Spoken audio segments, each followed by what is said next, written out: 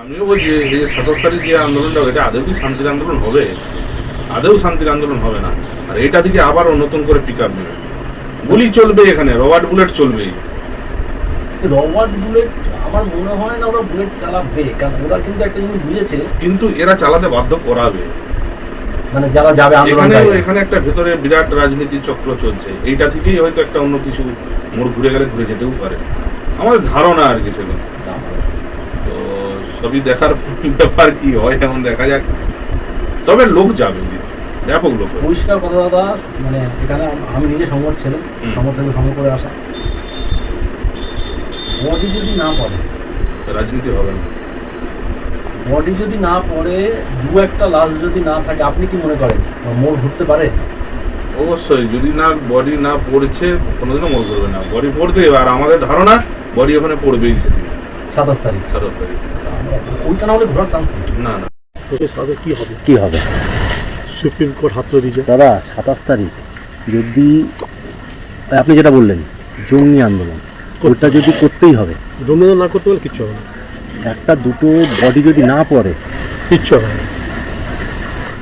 আপনি লড়বেন কি নিয়ে? এরপরে ফাদ্দার ইস্যুটা কি হবে আপনার? আপনি তো ওখানে আন্দোলন করলেন, চলে আসলেন, ফাদ্দার ইস্যুটা কি হবে? আমি তোমাকে মারবো, হ্যাঁ এটা কিন্তু যত মেরে ফেললে কিন্তু আর আপনার ভয়টা কেটে যাবে। একদম মারবো করে যদি ছুটা এখন, হ্যাঁ তাহলে কিন্তু কাজ। এখন হচ্ছে মানে পরিষ্কার কথা হচ্ছে যেটা, সেটা হচ্ছে আপনি যখনই দেখবেন লোকগুলো যে পুলিশের গুলিতে একটা বডি পড়ে গেছে। আজকে ধরো সিপিএম ফরওয়ার্ড ব্লক একসঙ্গে থেকে, ফরওয়ার্ড ব্লক হচ্ছে তোমার সিপিএম এর বিরুদ্ধে, বামফ্রন্টের বিরুদ্ধে গিয়ে কিন্তু তোমার হচ্ছে যে আন্দোলন করতে গিয়ে 5টা ডেড বডি, 5 জনের গুলি করেছে, মনে পড়ছে? একদম।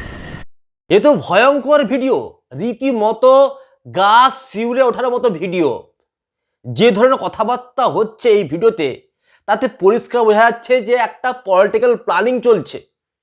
কীভাবে নবান্ন চলো অভিযানের নামে একটা পলিটিক্যাল প্ল্যানিং চলছে। পশ্চিমবঙ্গ সরকারকে কীভাবে কলুষিত করা যায়, পশ্চিমবঙ্গ সরকারকে কীভাবে বিপদে ফেলা যায়, কীভাবে লাশের উপর রাজনীতি করা যায়, সেই সমস্ত চক্রান্ত চলছে। যদিও এই ভিডিওর সত্যতা যাচাই করা হয়নি, তা সত্ত্বেও পশ্চিমবঙ্গ সরকার এবং রাজ্য পুলিশকে আগে থেকে সচেতন হতে হবে।